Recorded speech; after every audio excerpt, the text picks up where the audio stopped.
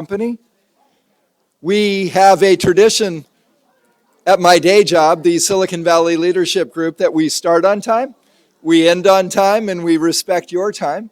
It's 1:15. We're going to go ahead and get started. And I'm going to get started with a true confession, so let me be transparent. The main reason that I have trust issues is raisin cookies that look like chocolate chip cookies. May I donate this to anyone on the panel and in the audience? Notice it is wrapped in a napkin. I have not touched up your cookie. No? Yes, I'm going to bring that right to you. That's where someone donates their chocolate chip cookie to me. This is a sharing environment. I see that no one's going to do that, so we're going to motor right on. No problem at all. Okay, let's start this next wonderful session. And I love how our California Transportation Commission staff and our Caltrans staff partners have built in so much time for each session. Isn't it often that we'll have 5 or 6 great panels with so much to offer, and we've jammed it into about 40 minutes? We have a chance to truly consider this as the beginning of conversations. And let's do that. I'm going to turn it over again to our moderator, the Executive Director of CalWalks, Tony Dang, to introduce the rest of the panel, move forward with his format. And Tony and I are going to connect really quickly here so that we can help Teresa, our timekeeper, help all of us to honor each other's time. Tony, how much time are you going to have your panelists with any opening remarks? We will be giving everybody 5 minutes. 5 minutes. Good. So we'll set that clock at 5 minutes. Tony, the floor is yours. All right. Thank you. Good afternoon, everybody. So I'm Tony Dang. I'm the Executive Director of California Walks. And before I get started, I would be remiss not to first acknowledge that we are all gathered today as uninvited guests on the unceded ancestral lands of the Potton peoples. I want all of us to sit with that for a moment, because as we have this discussion around equity and justice, I think that we all individually and as organizations and agencies need to really think about how and why you or your agency is or is not engaging with the Native nations that are still here. I think all of us need to do reflection about how we can each do our part to support the work of the Truth and Healing Council that was established by Governor Newsom's recent executive order. So I urge all of us to keep that in the back of our minds as this conversation unfolds. Secondly, if you were not here before lunch, I want to again encourage you, if you self-identify as Black, Indigenous, or a person of color, we have intentionally carved out space in the front of the room for you to come forward and to take your place here, because it's critically important to center these perspectives as we have this conversation around equity and justice. So I want to kick us off by really sharing this image that's one of my favorite images. It's a mural by Judy Baca that depicts some of the devastating impacts that some intentional policy choices around transportation and land use have wreaked on our communities. So this is a mural that depicts the forceful eviction of a thriving Mexican-American community to make way for Dodger Stadium. It depicts the installation of a number of highways that still exist today that divide the communities of East Los Angeles. And so I want to point this out because of 2 things.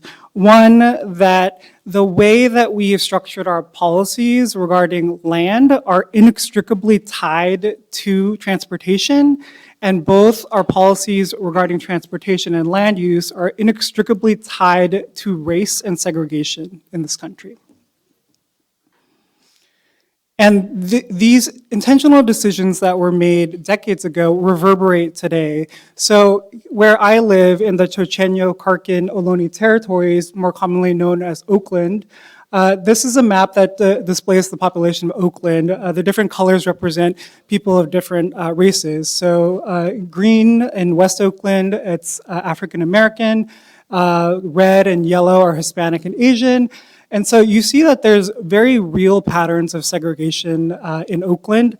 And these lines that you see, that's transportation infrastructure.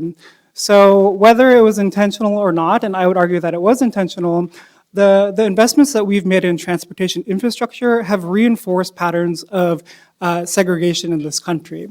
And so we got here because of intentional policies, intentional investments, and the only way we can get out of this is, again, through intentional policies and intentional investments. And so I just want to share a couple of examples of communities I've worked with across the state to show you what it looks like to be denied investments, to be denied this infrastructure. So this is up in Humboldt County. This is the Hoopa Valley Tribe, where a state route, State Route 96, runs through the community. It's the only road that runs through the tribe, and there's absolutely no infrastructure to support getting from the one school there to the market. We also see this in our urban community. So here is Fresno. This is a former state highway. And again, you see no infrastructure provided for people walking and biking. And I won't belabor this point because I think Tamika did a much better job explaining it. But I like this graphic contrasting equality and equity because it's not a game. It's really about resources, and it's really about ensuring that all communities, especially communities that have been denied these resources, have the resources that they need to not only survive but thrive.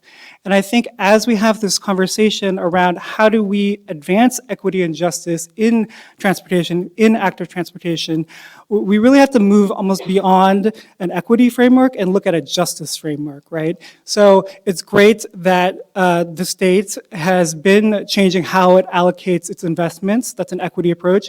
But it's ignoring some of the systemic barriers and systems that are in place that keep decisions in place. For example, who's making those decisions? Are those decision makers reflective of the communities that live in California? To put a finer point on it, let's take an example from the Active Transportation Program. It's great that we recognize the need in tribal communities, but why are we asking tribal communities to waive their sovereignty in order to receive those funds? So, those are that's just, I just wanted to set the stage, and I think my colleagues here up on stage will get into a lot of stuff. So, first up, we're going to have Rio Oxus speak. So they were born and raised in Echo Park. They have Central American roots, and they are the building director power for People for Mobility Justice, where they work to seed critical consciousness around mobility justice in all communities so that everyone can move in public spaces with love and dignity. Rio has a master's in education in social justice and equity and uses a pedagogical framework as a basis to inspire advocates to rise up from our community, from our communities and youth. So I will hand it over to Rio. Hey, good afternoon, everybody. I'm happy to be here. Thanks. As I begin, I always like to begin with gratitude. I think that's a very important place to start. So my first gratitude is to the indigenous people of this land. And I am looking at my phone because thankfully Amar Sid from Caltrans helped guide me so that way I'm not just Googling it, so I can be really accurate and respectful. So the people are Patwin and Wintum people, Mairun, Miwok, and Pomo people. So I just want to give first thanks to them, and I'm, be the best guest I can be because I'm acknowledging that I'm a guest to this land. The next gratitude I want to give is my family and my community members. Any of the stuff that I speak about is directly related to the experiences that I see, like my partner have, my mom have, my elders, my teachers, and that I know that I'm stepping with them in mind right here. So I just want to start off with those gratitudes in that way. So here's my little clicker, yay. Also going to give gratitude to the clicker. Since I'm on that topic. So I'm part of People for Mobility Justice, and this is another place that I'm going to spend a little bit more time giving gratitude in. When Tony asked me to speak, I first was thinking, yeah, I'm going to dig into how we do community engagement, and then he just encouraged me to actually spend more time about how PMJ centers our identities as part of the work itself. And I think that was really important when we had that conversation, was remembering that sometimes I think we as advocates forget that we are from our own communities, and at People for Mobility Justice, we really emphasize that. So here's again, and to reiterate our mission, as Black, Indigenous, people of color, we seek critical consciousness about mobility justice in all communities. So I'll pause there for a second. All of the staff, volunteers, board members are long-term residents, Black, Indigenous people of color from our communities within LA. And I think that's really powerful. It's taken a lot of work to get there. We have to be intentional. It also means that we've been getting creative about how to make sure that the communities, even with LA, that we have not done a great job representing, we can build space for. And that's been really challenging. We've had to challenge ourselves actually to think like, hey, are we actually representing all of different parts of LA? And if not, being honest with ourselves and being like, hey, we have to push ourselves further. So about a few years back, we were called Multicultural Communities for Mobility. And we also thought, hey, multicultural is not a very accurate word anymore. And also, we realized that we were pretty raza-centric. We had a lot of Latinx centered, and we realized, hey, we need to really reach out to other local. So we're trying to work with Indigenous folks within LA, more traditionally Black communities within LA, Asian communities. So we're really trying to build that, and it really means carving out that space and recognizing the importance that we have stronger as a people, right? And I know I'm spending a lot of time talking about just race and identity, but it's because it matters so much in how we navigate and how we engage people to do this advocacy work. So that's the first thing. The second thing is our vision. We envision a world where people have the freedom and resources to move in public spaces with love and dignity. It took us a minute to get to this space, but we legitimately think that that's something we all deserve. There's not one person in this room or in the world that's precluded from that. And what does love and dignity look like, right? And that, again, goes back to some people may have a maybe more pleasant walk, but you can't be dignified walking there if there's people who are houseless on the street, if people are still afraid of other community members, if people are still being deported. There's no way people are walking in a dignified way, even if you are not being oppressed by those systems. It's not possible. Dignity and love works in a way where it's unanimous throughout everyone. And so that's something that we centered, and we realized, yeah, if we really center, even we have to think about who are our most disenfranchised community members. And I'm careful not to say vulnerable, because disenfranchised is an intentional disinvestment, an intentional psychological abuse to belittle some people. And that was something that I got from Dara Baldwin, was this concept of it's not that we're vulnerable, it's that they're disenfranchised. So that, I think, was a really important piece to underscore. And Dara Baldwin is a wonderful advocate that you can look up. So in a minute, I have to explain authentic community engagement, but I was asked to do that. I was asked to really center our identities, because that's the way we operate, is from that place, that lived experience as advocates. But for us, authentic engagement means, at the bare minimum, equitable payment. That's the bare minimum, everybody. It's not paying people or giving people jobs is not enough. That's the bare minimum. Healing integration being the second piece to me. That has to happen. There's no way that in a world where white supremacy and racism and all these isms, we can't go anywhere without healing integration. Respect for all. What does it look like? For me, that also means thinking about the respect for the river right there, the trees, the native flora and fauna that we forget. They're part of our community as well, right? What does that mean? Trust building, right? Like generally building trust across different agencies. And the last one is giving authentic power to people so that people are not being tokenized. It's like people, if you're hiring people, if you're paying people, they have to actually have authentic power. And the last thing I'm gonna end up, because I know my time is up, is that this young person here named Bridget Rojas, she's now getting paid. I met her when she was 11 years old, and she was doing bike safety programs with us. And now she's a PMJ Young Star, just got awarded at our last PMJ fundraiser on Friday. And it also means the ways in which we make way for our youth as well. So I'm gonna close off in that way. Thank you all.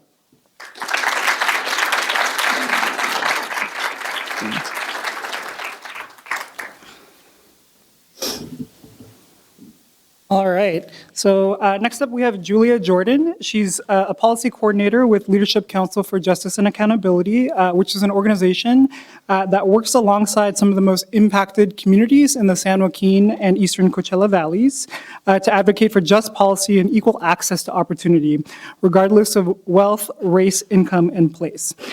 Julia works in the Sacramento office, where she collaborates with state-level partners to ensure participatory and equitable policies and programs related to climate, land use, transportation, and agriculture.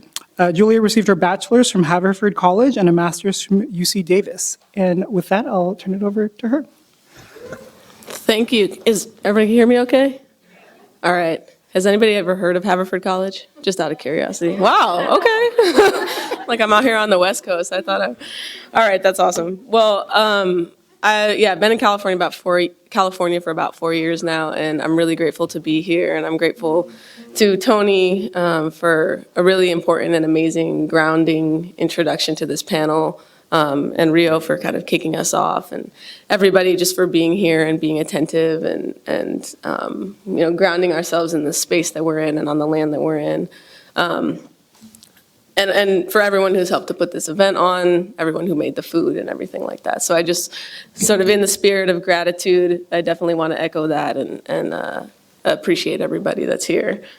And that's my name and the organization I work with. So Leadership Council for Justice and Accountability, those of you who are here for the last panel, my colleague Grecia was kind of gave us a little bit of an introduction to the work that we do.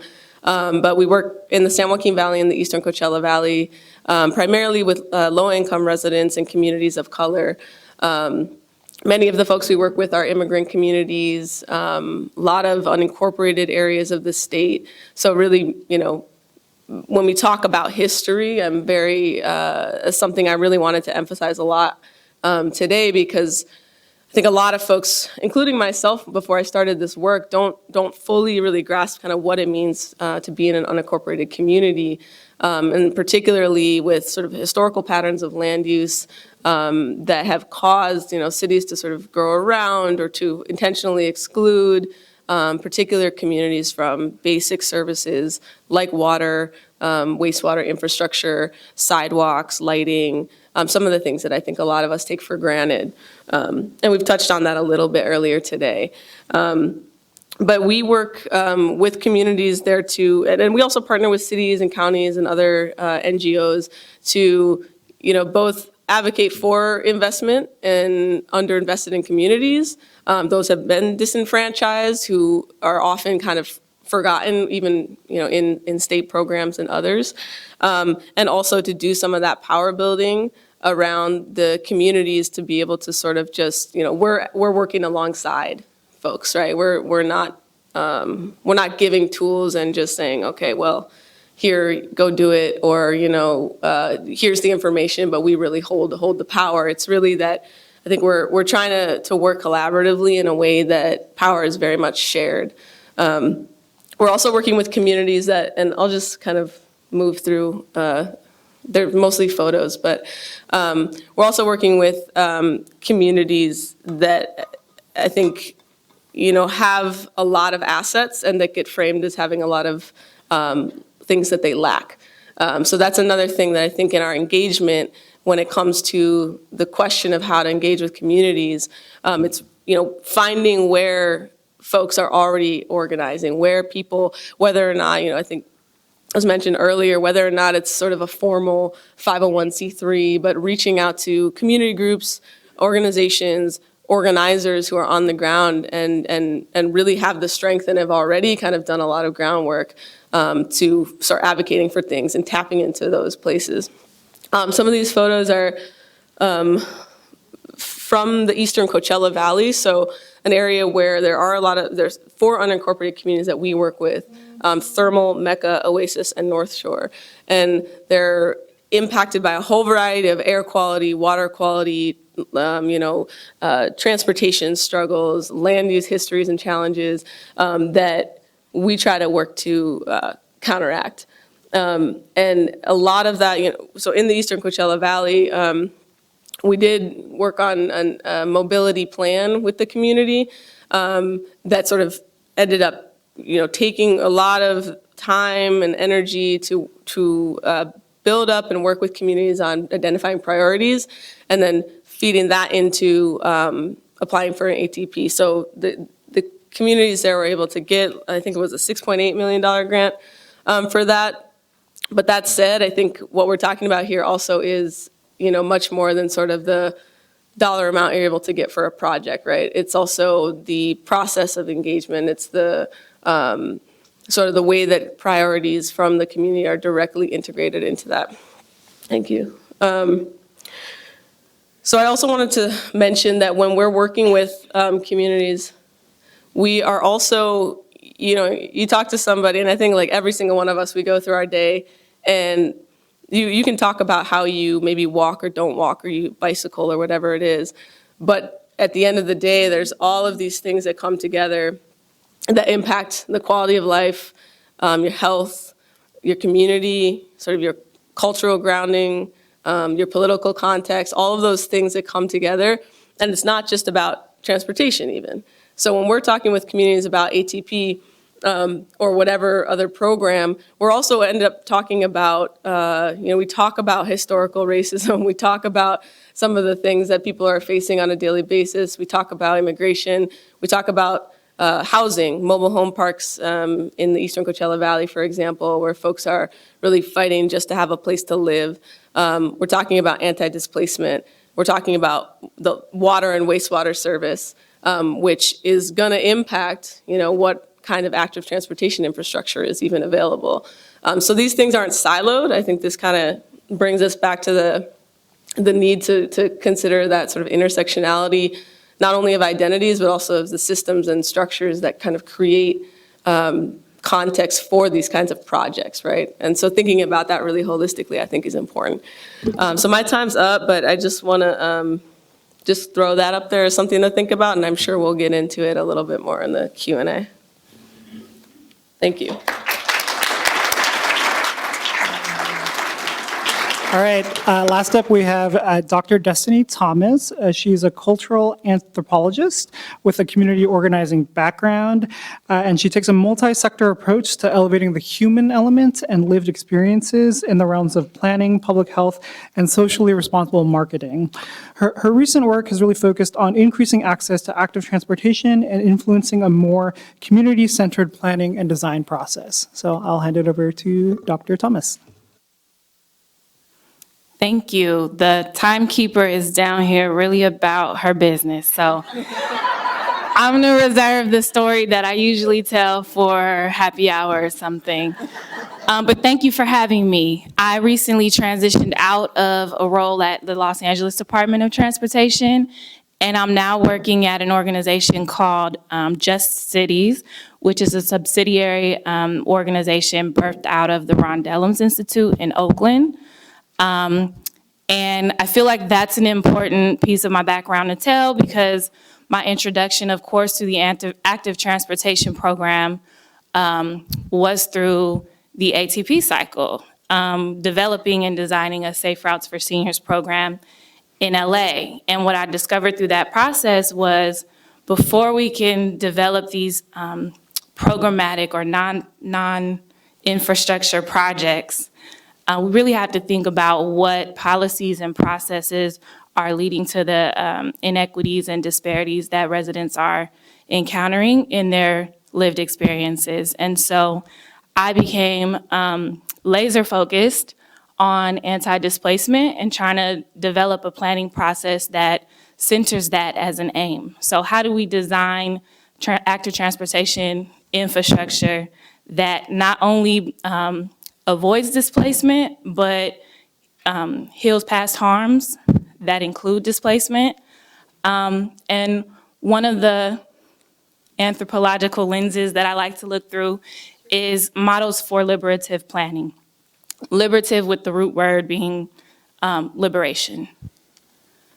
This is a long list, and I'm sorry that I don't have pictures, didn't have time. Many words doesn't align with my own learning style, so I apologize for other people who struggle with these type of slides. But this is my 10-point plan. And I feel like when we're thinking about projects that are anti-displacement centric. We should be focusing on freedom. We should be looking to fully employ or design projects that encourage full employment of everyone in the community. Decentering capital, meaning we should not be looking at how to design roadways and communities around how much more money we could get out of the residents that live in it or the businesses that want to come to it. We should always be looking to promote humane housing for the people who currently live there, not to encourage the development of humane housing for people that would want to live there later. We should be confronting the past and being honest about that with ourselves as practitioners, but also with the communities that we're working in. And part of that includes acknowledging Black and Indigenous contributions to the things that make those places desirable for people who would want to move there once the bike or transportation infrastructure comes in. We should be working to repair and atone for those past harms. One thing I want to really hone in on is that we should be working to prevent the criminalization of movement in these communities and accommodating those who've been criminalized by, movement-based laws to heal and serve them. And then we should also look at having project management teams that are made up of community members and peers, right? And not just, of course, including hiring and working with community-based organizations, but also making sure that our agencies are being run by people who are representative of the communities that we're building infrastructure in. And then encouraging self-determination, giving communities the opportunity and the respect to say no thank you to your project, and that being okay, and still being willing to invest in what their prevailing priorities are. And raise your hand if you've heard of a 10-point program before. Only the people in the front section. All of these points derive from the Black Panther Party 10-point program. And the point that I want to make is none of this is new. Many organizations, many communities have already determined for themselves the best way to serve them. And it's okay to lean into that, regardless of how you feel about them personally or politically. A lot of us have great ideas about how to achieve our active transportation aims in our neighborhoods. So in 1 minute, I want to break down the difference in connection between gentrification and displacement. So gentrification, as we heard in the previous panel, is transformative, right? And it leads to all of these brand new amenities and an influx of people with moderate to high incomes in the neighborhood. But it also has some impacts. This is a long list of impacts. So I'm just going to talk about how those impacts correlate specifically to active transportation projects. Sometimes the process by which we achieve economic and community development has a phase of blight embedded in it. And that in and of itself develops a perception of imminent displacement. And for any reasonable person, when you perceive the likelihood of being displaced, if you are on the margin of privilege, I see you. You're gonna make a decision, a preemptive decision to move, right?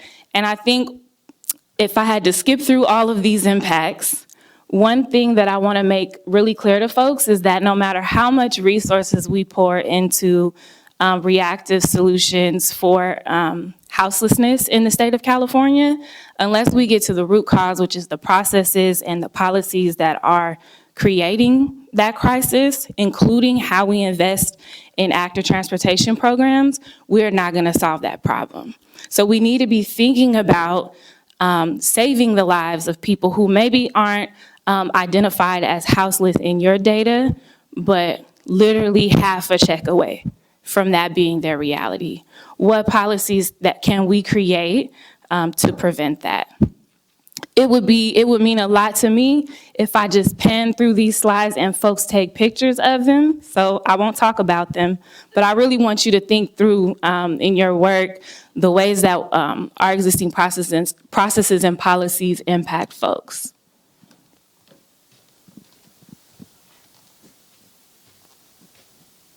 We will also have them on our website as well. I want folks to have it so that when we get to the question period, yeah.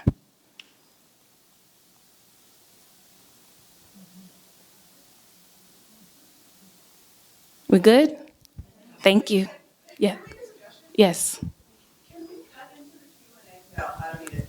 Can we cut into the Q&A and let her finish for 3 to 5 minutes? 3 to 5? All right. Is that okay with you all? The timekeeper said yes. Equity. All right. So I'll still skip a couple things just to make it fair. I want to talk about the spiritual and cultural death that happens by way of Eurocentric planning for the ideal citizen. Also could take another 10 minutes on that.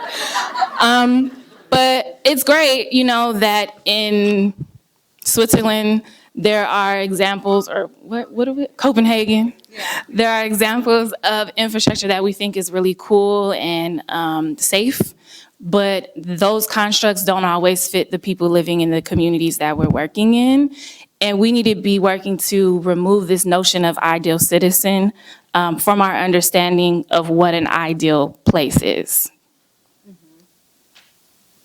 Our projects often lead to hyper-enforcement and vigilantism, both by paid law enforcement and the Beckys of the world, the barbecue Beckys of the world.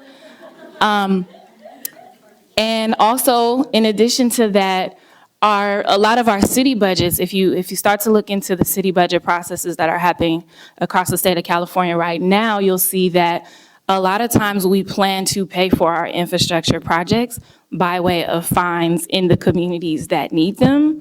So it's really user-financed projects by way of criminalization. And then also, of course, the first place that you'll begin to see this spiritual, cultural, and racial erasure and death really is where we already have marginality. So conditions will get even worse for people who are trans, particularly trans women, people living with disabilities, young people, elders, and Black women. And it's important to name who's causing that harm. That's planners and engineers doing that. And then also, these concepts that we come up with continue to create disconnection between kinship networks in our communities. Oftentimes, I'm from Oakland, California, and I remember growing up and seeing people congregate in the medians. And so when we think about redesigning streets to make them safer or even more narrow, we're also losing space that we used to form kinship in. So it's important to work with community members to negotiate how we do that. Because we all have not the same, but we all want to have communities that we are thriving in, and we just want to be included in that conversation. And then I'll say close to lastly, when we do this to communities, when we create cycles of displacement in communities, we're disrupting opportunities for generational wealth. And I'll end on that. Yeah.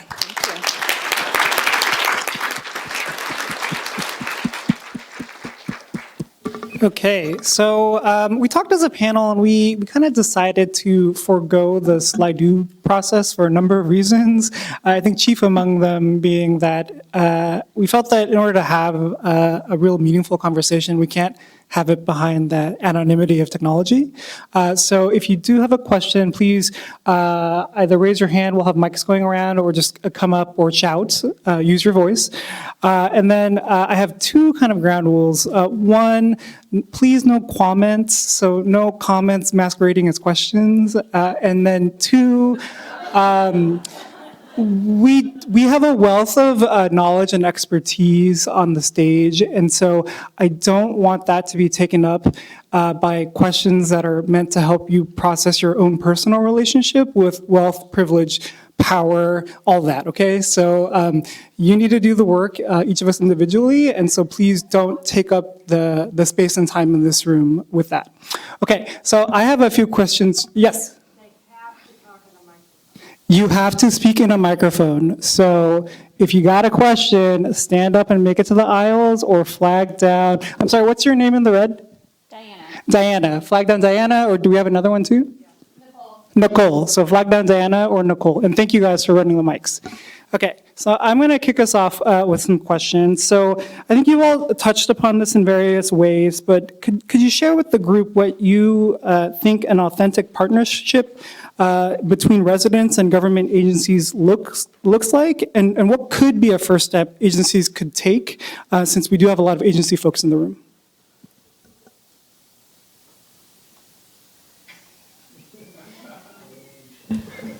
All right, I'm gonna try.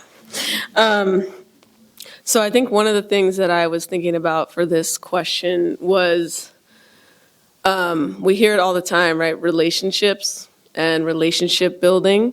But I think there's something there that I don't think we all are on the same page about what that actually means a lot of the time. And so I think for me, and especially for our organization and work with community that we do, it's ongoing relationship, right? So it's not just when there's a planning cycle, or it's not just when there's a funding cycle, but it's actually sort of like every month, every week when we have community meetings, there's things that might come up that are completely unrelated to the topic at hand, or unrelated to maybe the thing that we think we're working on that day.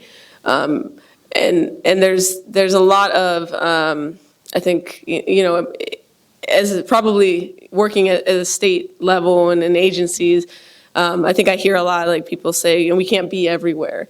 And that's understandable. Nobody can be everywhere, right? But I think there is something to be said about really making an effort to be somewhere, or to be multiple places, and actually, get to know communities where they're at.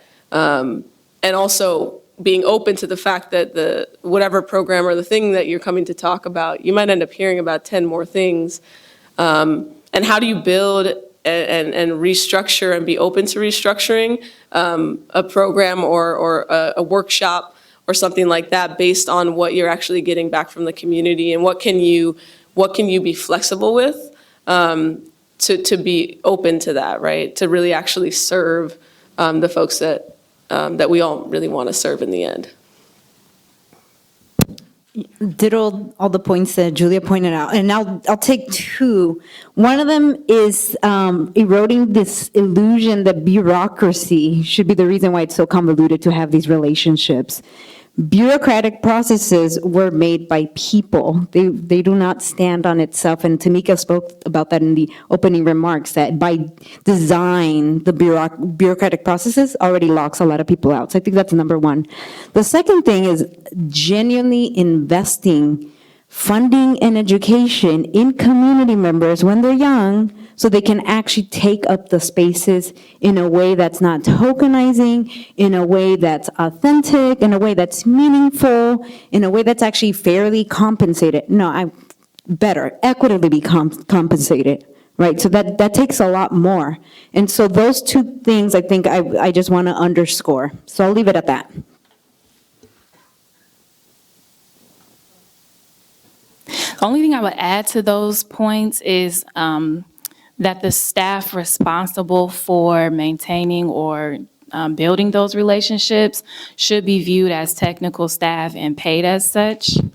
And they should probably look like the people that they're partnering with. I'll leave it at that. So I think that one trend that I've noticed in this field is kind of this increasing reliance on partnerships with community-based organizations to do the work. So I know that we have representatives from community-based organizations and formerly from an agency. So from those perspectives, can you share with the group what you feel is working with that approach? And I think more importantly, what isn't working with that approach?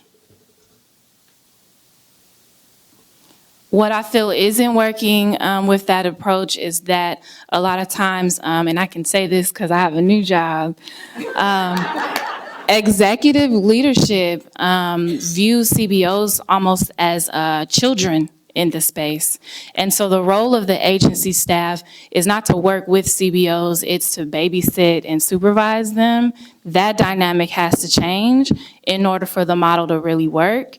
And I would say as a baseline that the allocation that you're giving to CBOs or sharing with CBOs per project should equal close to 45 to 50% of what the infrastructure costs. I guess I'll answer from the CBO side, and yes, absolutely agree with your point. I think there's a lot of being missed in those partnerships, and patronizing is a common theme we've experienced. And often what I'm seeing now, and I think this is what we have to be careful with when we've talked about this over and over, is slapping equity on any old project, and then bringing on CBOs to be that checkbox. And actually authentically not having us do engagement, but have us do maybe more cheerleading, more problematic roles that are actually not getting to the root of what our community wants. So I think there's a lot of things to be careful about that. I mean, I have seen some positive glimmers here and there with some agencies I have. But overall, I think we're just going to have to be careful about that, because at the end of the day, this is a thing that always drives me, it just gets me really frustrated, is at the end of the day, this is taxpayer money. It is actually the community's money. Like if a government agency or transit agency is engaging at all in anything, it is the people's money already. So it doesn't make sense to me that government is leading it. People should be leading it. Yeah, I'll just add, I think that was definitely on point. But yeah, I think not that the tokenizing issue is important. Not sort of just saying that a community-based organization is on board, so we did it.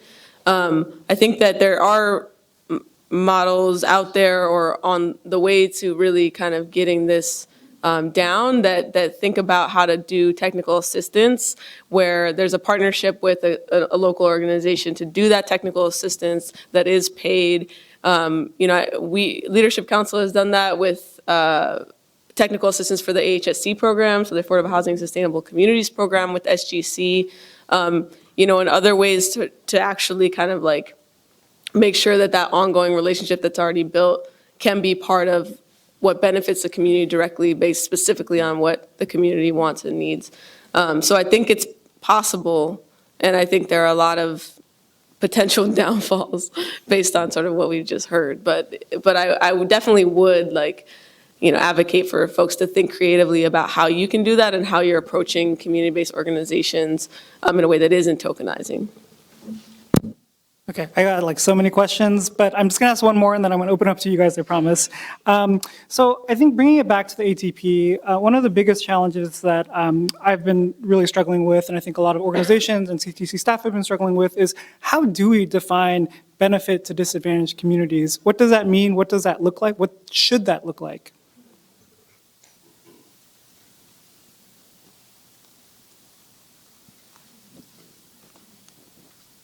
I mean, I'll just say that you can't. People know what's best for them, and so if a community, if you go through a robust engagement process, right, and then you know what the priorities are, or you go to Eastern Coachella Valley and you see that there are no sidewalks, or that there is all of these sort of uncovered bus stops that in desert heat, right, or whatever it may be, there's clearly an issue there, and people are telling you there's an issue there. And so if you address that issue, I think that's a benefit to a community. I think looking at Cal Enviro's screen and just saying that there's a project located here may not necessarily be the one and only indicator of whether or not something is benefiting a community. I do think that there are times when that is sort of exploited as a tool. And I don't say that to sort of degrade the Cal Enviro screen, but just to say that I think that has has limitations. And so to be able to really layer onto that directly what you're hearing, what the needs are from people, because people know what they need.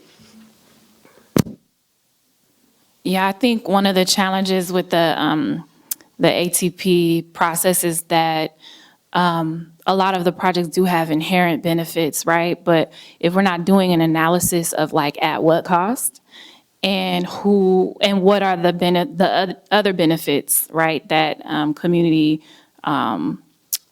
would like to see even before the inherent benefits of active transportation infrastructure, then we really can't have an accurate or equitable analysis of how beneficial it is.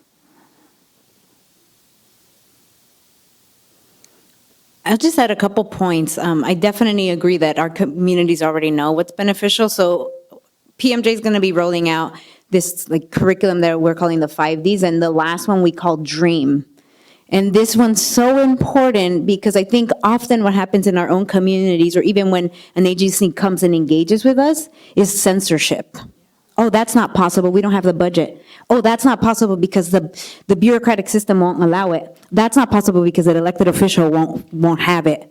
All these roadblocks that do not allow us to actually dream in an authentic, uncensored way. So I think that's the first thing, is allowing our communities to dream without censoring at all, without thinking budgets and limitation. There's actually a lot of abundance, and I always think about that. California is one of the richest countries, quote unquote, in the world.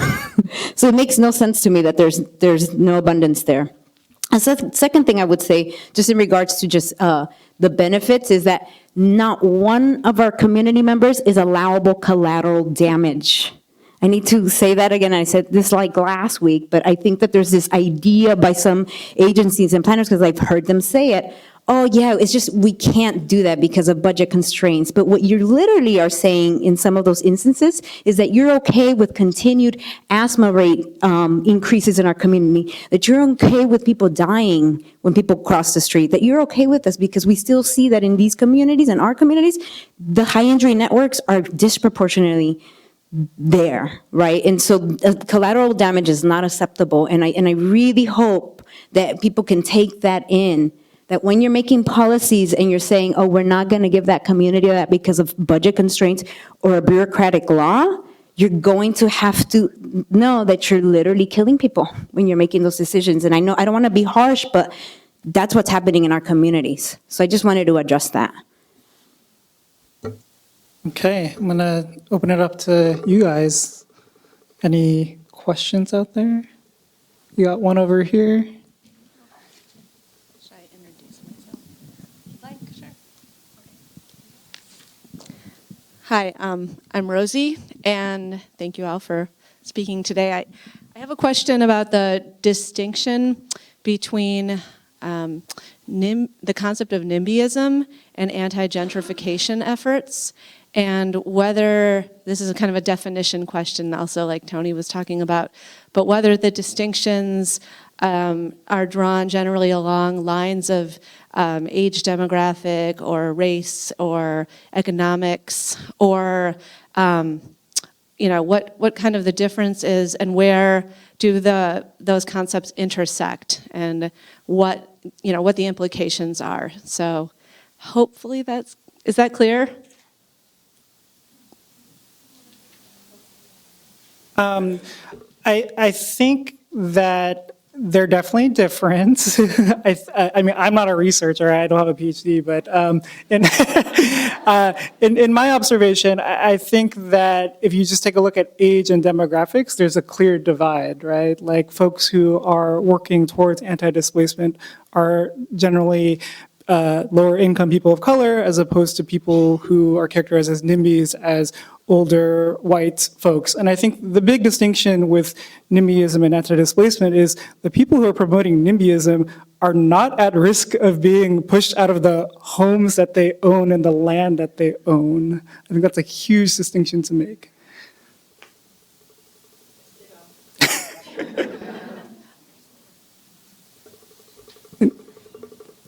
I was also just thinking in terms of transportation, so not just housing, but bike lanes and things that also can be symbolic of displacement or gentrification. Got it.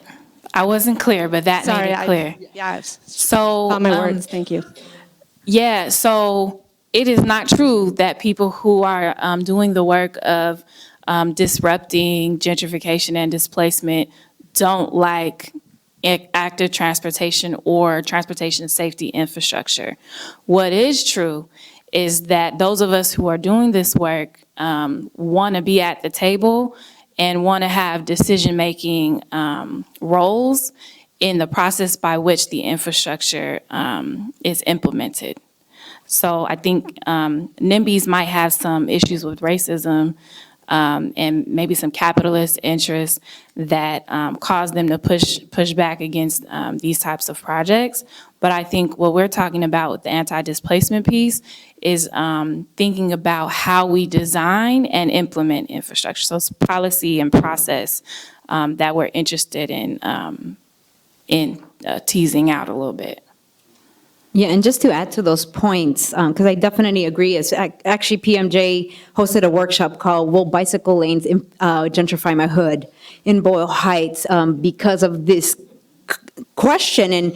And sure enough, and people want, in our communities, we welcome that. But the issue is that there's no policies that are complementing when these new infrastructure changes come that protect people, that protect renters, that protect homeowners, that protect small shops. And often what happens is there's a disconnect between the city and the local DOT agency and the local transit agency, in which they're saying, well, that's not my jurisdiction. So that's the other thing I'm going to urge every person in this room to do, is that this has to be a multifaceted, different departments, different city agencies coming to the table and understanding that, historically speaking, yes, transportation has displaced people for a long time. We actually have a little deck that starts documenting from the Transcontinental Railroad, where the first massive displacement was a bunch of different indigenous communities along that Continental Railroad all the way through here, right?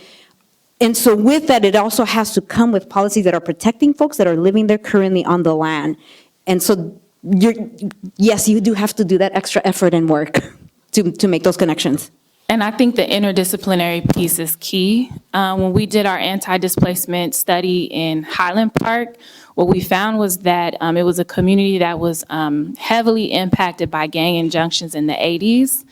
And while entire families were away and incarcerated, that neighborhood was gentrified, and it received a number of investments in active transportation infrastructure that led to rapid increases in the cost of living in the area. And so in the early 2000s, when residents started coming back to the neighborhoods that they were swept up from, they didn't have anywhere to live, and their families had lost possession of their homes. And why interdisciplinary work is important is because a lot of people don't know that when folks are released from prison, they're required by the state to go back to their origin, as they would call it. And so if I go back to a community where there's literally no home that I am either legally allowed to live in or can afford, I am essentially being punished by the state to houselessness in my own community where my family already purchased a home. So it's important to have interdisciplinary approaches to the work.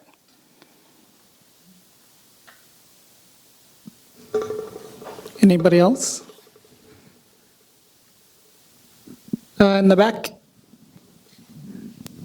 Hi, I'm originally from Southern California, so I know Highland Parks and that whole area.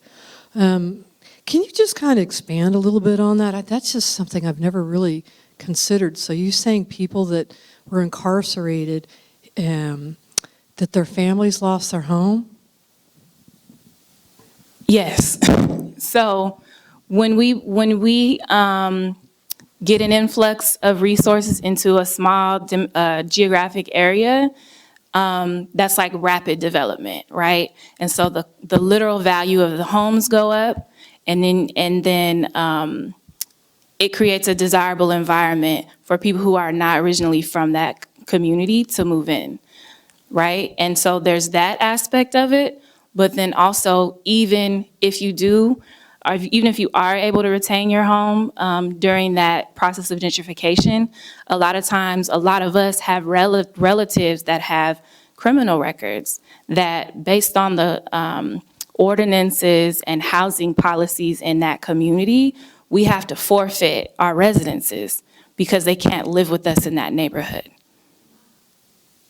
And I can vouch for that also because I was born and raised in Echo Park, and we worked against the gang injunctions that were also there. And exactly what Destiny said is very real. We saw in it the massive loss of people losing homes because of the records, because of the police harassment. And police harassment is real, everybody. And that is part of the infrastructure realm. And that's one of the reasons why we wrote something to, contest the 5 E's that Vision Zero has, and one of them being fundamental is enforcement.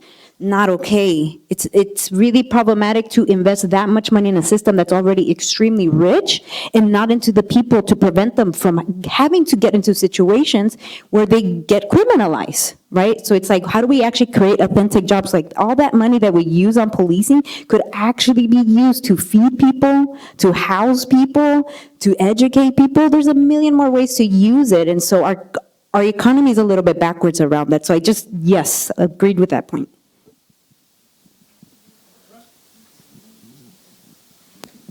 Yeah, thank you for bringing up Vision Zero. Is this on? Technology.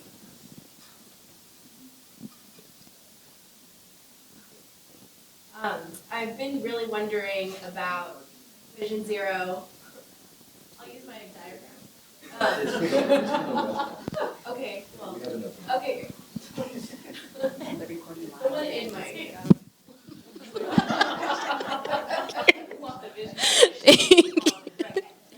I'm glad that wasn't on the microphone. Thank you very much for bringing up Vision Zero, because this is a question that I've been having for myself as an emerging planner and scholar of mobility justice and practitioner and activist and all the things. And also thank you for the work that you do. How do we unroll these programs that everybody's so excited about? And there's so much money behind them. And like from a paper perspective, they do look like they could do some really great things, and in some places they kind of are. And how do we, especially in communities that are just starting to kind of get started and like tease around the idea of adopting Vision Zero type of policies, like recommendations from you all from the ground work that you've been doing? I guess I'll jump in. I think that it's really important to understand why some residents want enforcement.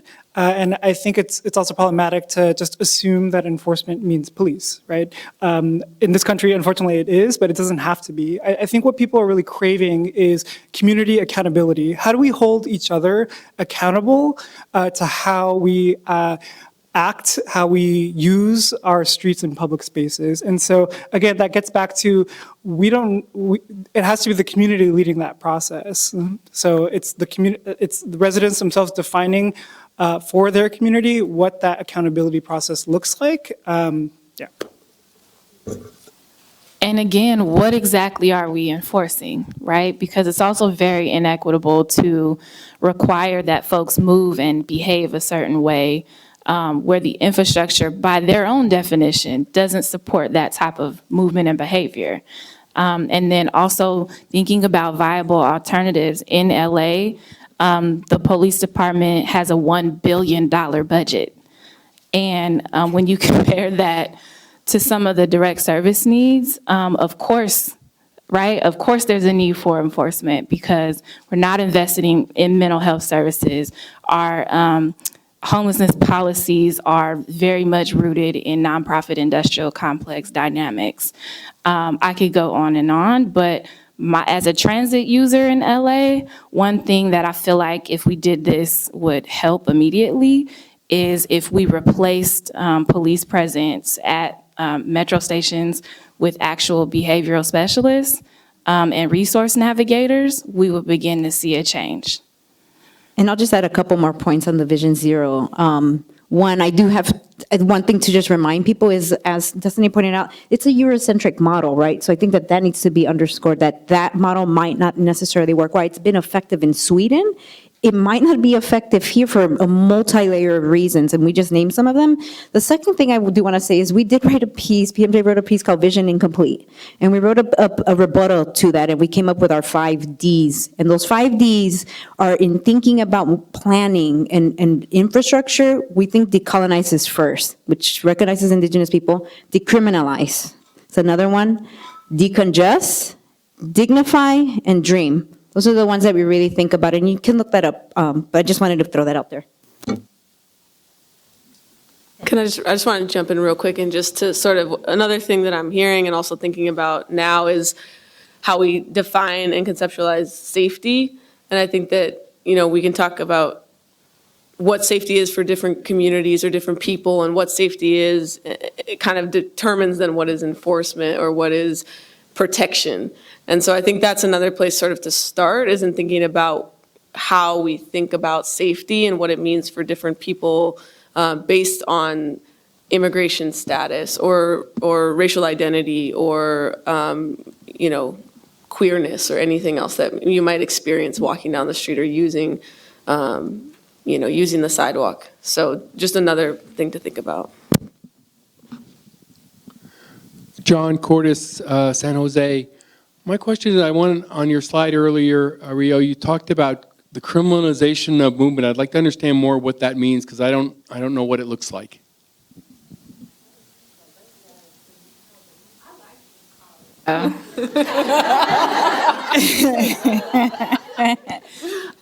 It just alludes back to something I said a moment ago, which was basically, if you think about, I think a lot of us take for granted our freedom of movement, right? Those things that make us free in our movement, those exact things are criminalized in some communities, right? So more than 3 people standing on a sidewalk is a crime in some neighborhoods, especially if you all look alike.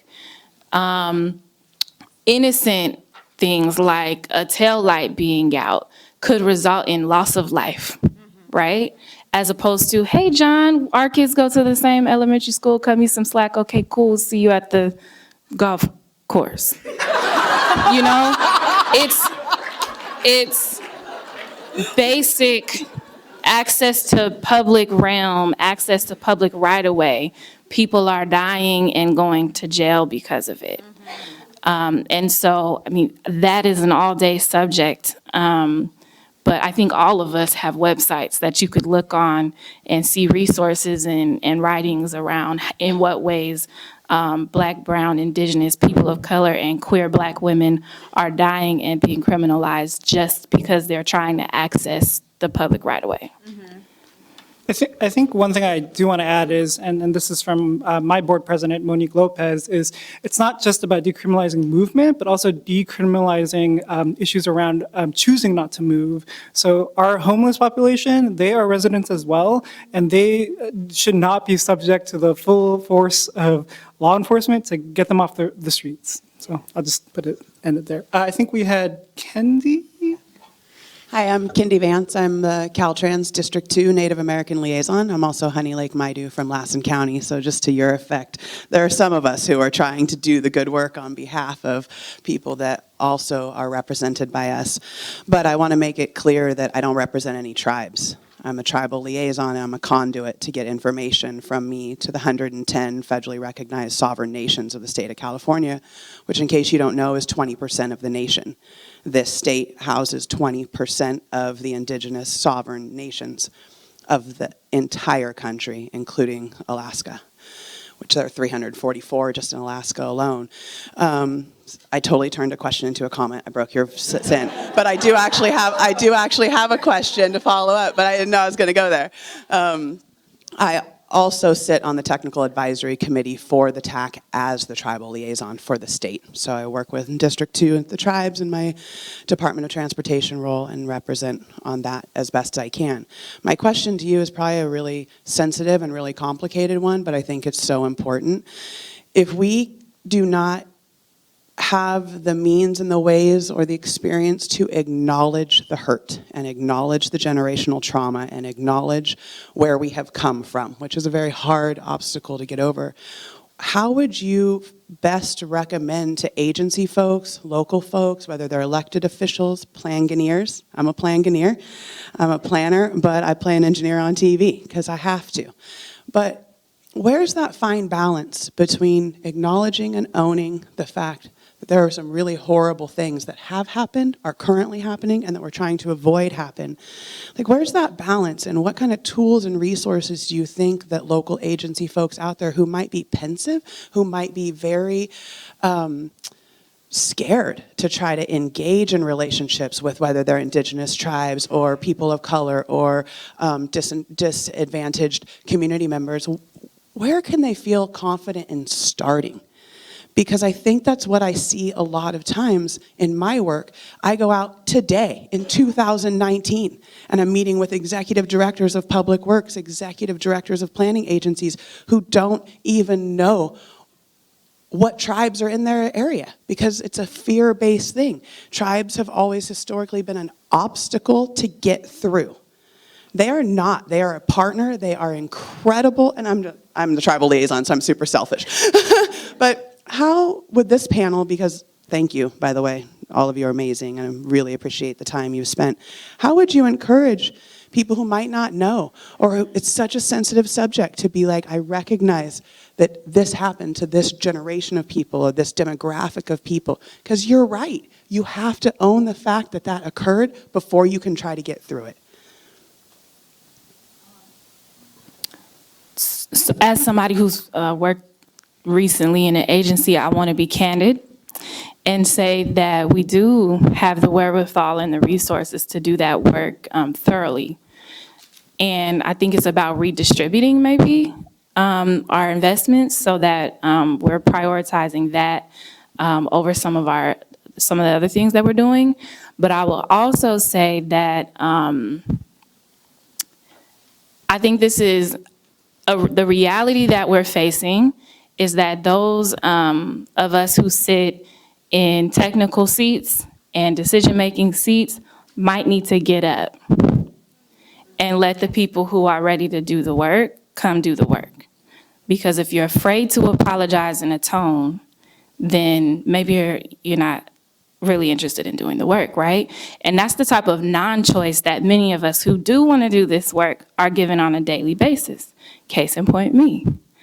And so what I've decided personally as someone who's really invested in this is until those seats are vacated and filled with people who are willing to do the work, I will then move to another seat in the policy realm and help them to make that decision. And so I think there's that, but I think there's also many examples. I actually used to work at Caltrans several years ago and was a tribal liaison. But that was back at a time when no one wanted to do that work in the agency. And so even that was a struggle, right? So I want to honor and thank you for what you're doing because I know that that's a tough space to be in. And I think that as community, when we see people who are on the inside trying to do that work, supporting them however we can. But it's really, we need to start exploring how we retain and recruit staff that are ready to do the work.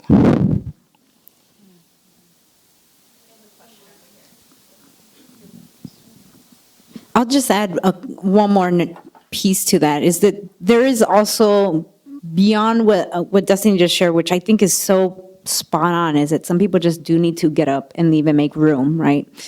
The other thing people could do, and maybe some of you may be ready for this, and I think you are if you're listening here in and you're tuning in today, is there's a bunch of CBOs already who are experts in this who can engage with you in a critical dialogue and consciousness, but please pay them, right? So your local CBOs can give you this analysis.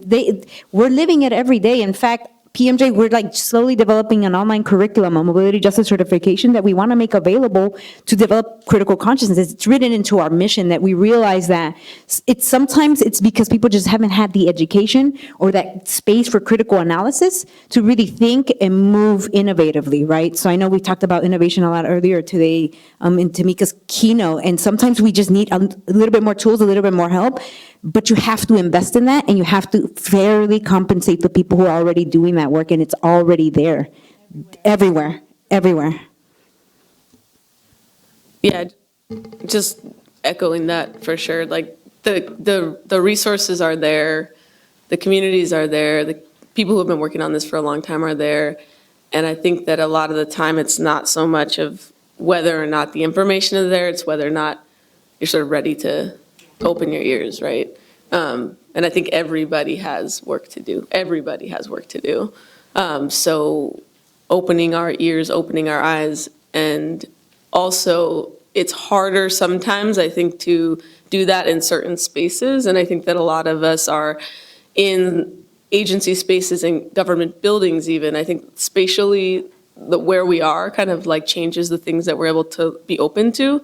And so again, kind of like making another plug for like coming to parts of the state that are maybe less familiar, or visiting community-based organizations, or going to people's homes and having conversations in spaces that are a little bit more fluid and open. I found that for myself to be a very helpful thing to do. I find myself often very limited by, sitting in an assembly member's office or sitting in an agency staff office. So even I think some of the places where conversations happen can open us in different ways that we maybe couldn't before. All right, I'm going to give Jeannie one question, and then I got a wrap-up question. All right, pressure's on for the last question. I just want to give so much gratitude for all of you being here and sharing your knowledge and your expertise. You guys have been brilliant. And also second Kendi's question, not on behalf of Caltrans, but on behalf of me, who's employed at Caltrans. I think that's something that we really need to wrestle with, is how we show up and acknowledge the historical wrongs that our agencies have done in the past. But my question, sorry, Destiny. My question to you, and it was because you called out my panel, Destiny, for being transformative. What is transformative to you? And maybe just you guys can reflect on that kind of in closing. What do you see as transformative grounded in the space that you're in? At this juncture, in my experience, I see transformative as being something that literally transforms the structures and systems that currently and historically oppress and harm people. So I think the 90th Ave project in Oakland is a great example. Brittany Brown's project at OakDOT. Although there are ways that we can continue to make these processes better, seeing them take not even a risk, but lean into opportunities to have non-standard design concepts is a step towards saying, okay, how do you want to move through this space? And how can we help facilitate that and make sure that your definition of safety is reflected in the final concept? So that's just one example.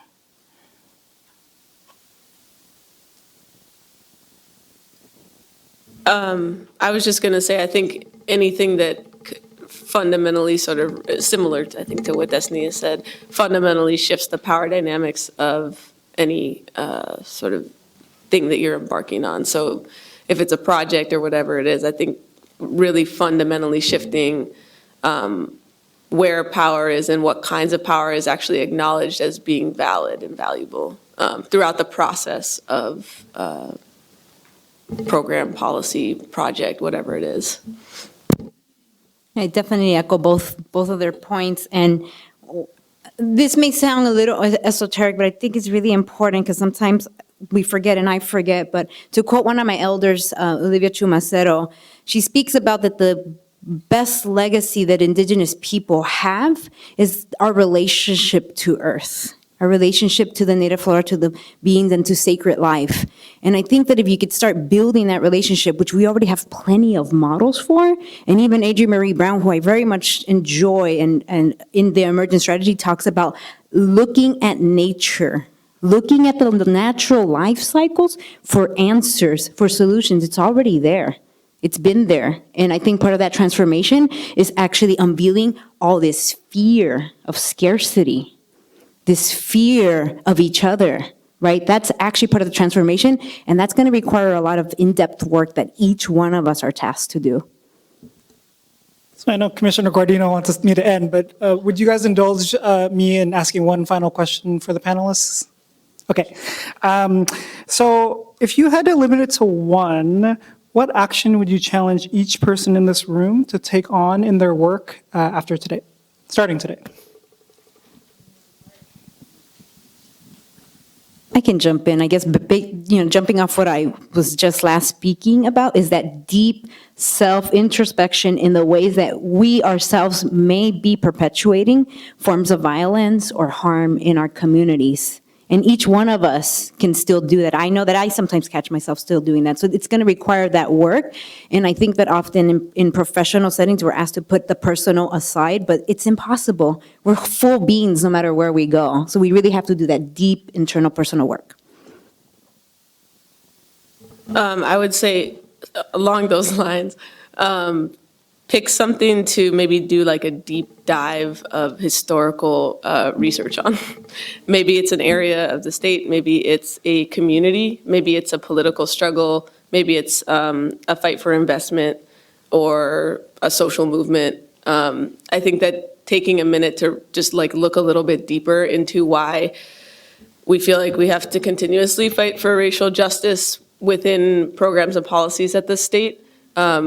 I think it really helps to have some really concrete historical stories to point to and to sort of remind ourselves, this is why this matters, this is why this isn't just something that here we are in 2019 and we don't have to think about, but to really feel that sort of over time, how things have solidified to such an extent that this work is so necessary. And I would say implement a program or a policy that disrupts either the financialization of housing or the financialization of mobility. Make transit free, give everybody a bike. All right. So I just want to say thank you to my colleague Esther Rivera. You guys, she really helped us pull this together. We couldn't have done it without her, so please give her a round of applause. And please join me in giving a round of applause to our panelists. Thank you guys so much.